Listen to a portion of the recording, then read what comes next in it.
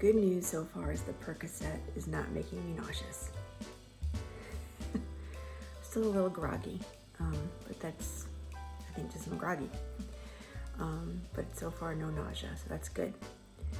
I'm sitting in my office because after I got up this morning, I just wanted to sit kind of normally. So I'm in my office chair to do my Bible study and stuff, which I've done. It just makes me feel a little more human to sit here. Turtle has decided, here she is, hi baby, that maybe I'm going back to work. This is usually where I sit and work, and when I sit and work here, she sits there. Not yet, babe. Yeah, so I'm sitting up today. It's good. I forgot to mention that crazy video yesterday, again, blubbering. I also got a text message from my friend Marissa, who works at our company, but she works outside of the department I work in, seeing how mental health wise I was. She's really good at mental health stuff and talking about, how things can take an effect on you. So of course she had me emotional there. But then she also sent me a $50 DoorDash certificate. I'm like, I'm not here to try to make money. It was kind enough that she reached out to me and actually talked to me and to see how I was doing. So that was very nice. But she did send another DoorDash certificate to us. So we actually ordered some Italian food, kind of like pasta and sauce. And so Phil can just cook that up one night. It'll be easy enough to cook. This morning, it's kind of funny, as I was walking towards my office, I passed by our staircase, and we haven't done any stairs since I got home. I thought, I wonder how that would feel. And I just turned around and I sat there and I said, nope. I just turned back around, but I am going to have to get down those stairs next week to go to the doctor's appointment. So I'll talk to the therapist about that tomorrow when she comes. Today, the nurse is coming, and I think they're changing the dressing for the first time, I think. And if that happens, I'll try to take a video, and if it's too gross, I won't post it. But if it's, okay, and I'll just say, I'll post it at the end of this video, and I'll say, okay, this is the gross part, turn off the video. But I'm curious myself what it looks like under there, and not really looking forward to it, but at the same time, kind of curious. All right, well, we'll post a little more later, and again, thanks everybody for their well wishes. Hey guys, all right, here's the second half of this video. It's almost 5 o'clock. I've had another emotional day, which is always fun. But I think one thing I'm learning from this entire experience is you have to take your health into your own hands, and you have to ask questions. It's just really important not to just go along with the flow in a lot of cases. As you probably have noticed for this whole video series, I haven't mentioned doctors' names or nurses' names or anybody's names because I don't want to impede anybody. Impede? Is that the right word, impede? Not really. Not really. What word would I use? One thing I don't have is words anymore. Implicate? Implicate anybody. Still the drugs. I don't want to call it anybody out because everybody's got their own problems and lives, and I get it. But anyway, today was the nurse's visit day today. And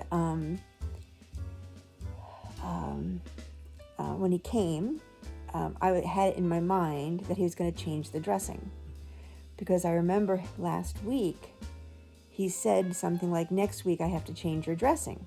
And so I knew at one point or another this dressing was going to come off, the one that was put on during surgery, and a new one would be applied, I guess to keep it clean or to whatever. So it seems like, and I say this gently, in this day and age, these people are way overworked, and I really feel like they have too many patients on their plate, possibly, just too much going on. So I'll give them that benefit of the doubt. But when he got here, he did the usual rigmarole of blood pressure, oxygen check, temperature check, asked me what my INR was, and I already took my own INR again. He's supposed to be able to do that, but I do it myself because I have the machine at home, and my INR was still good, so that's the only good news. And then I said, hey, I'm a little nervous, I think, because you're changing the bandage today. He goes, I am? And I'm like, I think so, right? He said, well, it's got to be a week after your surgery. And I said, well, it's been 10 days since my surgery. He goes, oh, I guess we better change the bandage. He goes, I think I have one in the car. And I got disheartened. Like, shouldn't you have on your schedule what's supposed to happen each time you come to visit with me? I just felt like I didn't say anything mean or nothing to him. I just said, okay, that's great. Glad you had the bandage in your car. So he changed the bandage. But if I didn't say anything, right, he wouldn't have changed the bandage. And he even said to me jokingly, oh, and you have your appointment with the doctor next Tuesday. If that bandage wasn't changed, I would have got in trouble. And I'm like, well, I'm glad we're both all happy. But this is why you have to take your health into your own hands. You have to ask questions. I just felt a little disheartened by that. Like, I thought you were supposed to be taking care of me. But anyway, so that just makes you sad.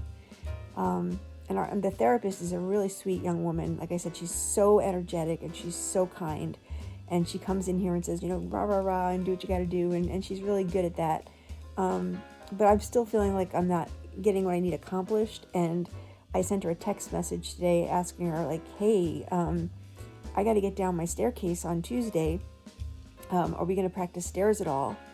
And I said, are you going to be here just tomorrow or just Monday? Are you here Monday as well? And she did write back right away. She said, nope, we'll practice. We'll get some stairs done.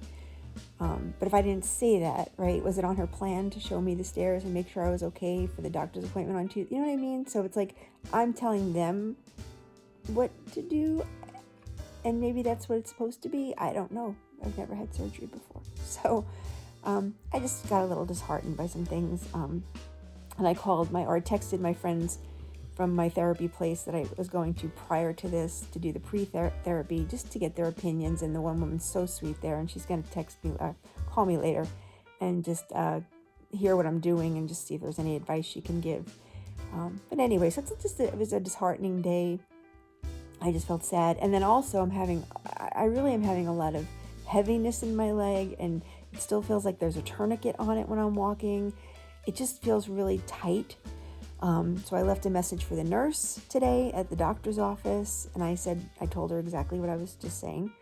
And that was early this morning, and she called back later this afternoon, and she kind of told me that it sounds normal per the physician's assistant. She said it sounded, just surgery normalcy of what's going on with me, so I hope they're all correct. And I just mentioned to her about the nurse just to kind of say, hey, and by the way, the nurse wasn't prepared to change the dressing today. I was kind of surprised. I was very nice about it. I wasn't like, what a jerk. I was just like, hey, it just seems kind of weird. But, well, we've been using them for a long time. It's fine. Don't worry. They know what they're doing. And she almost hung up on me because she's really busy too. I'm just like, well, I shouldn't even told her, I guess. So it's just been a little bit of a disheartening day. Anyway, I did get up to 70 on my CPM last night. Hope to get to 75 tonight. I did 70 this morning, and I did one set of exercise with Philip helping me today and getting through that.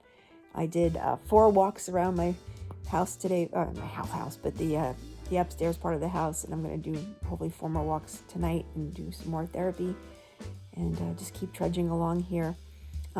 So anyway, here's the gross part of this video. If you don't want to watch this, turn off the video right now. I'm going to show you them taking the bandage off and putting the new bandage on that I told them to do. I honestly did not watch while he was taking it off. I just kept the video camera there and I closed my eyes. And then he said, and he put his hand in front of it and said, okay, you want to look? And I looked and I was like, bleh. I didn't throw up, but I was like, okay, that is ugly. And I kind of knew what it was going to look like, but I wasn't thrilled with the staples and how it looks. And then he put the new bandage on and I was like, okay, leave that on there. If you're curious to see it, you can watch that now. If not, turn the video off. I'm warning you, lots of warnings here. Trigger warnings. Don't look at gross things, things like this. But for those of you who are curious, like I was, like, what does it look like? Here you go. Otherwise, we will see you guys sometime tomorrow. Again, hopefully with maybe some breakthrough news. All right, talk to you later. Have a good night, everybody. Ready? Yeah, go ahead. I'm not going to look. Ow. Ow. It's just the Band-Aid part. It's the rubber part. Yeah. I'm just keeping my eyes closed and taking breaths.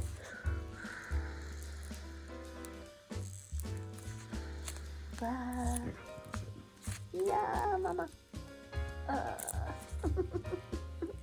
Couple more feet.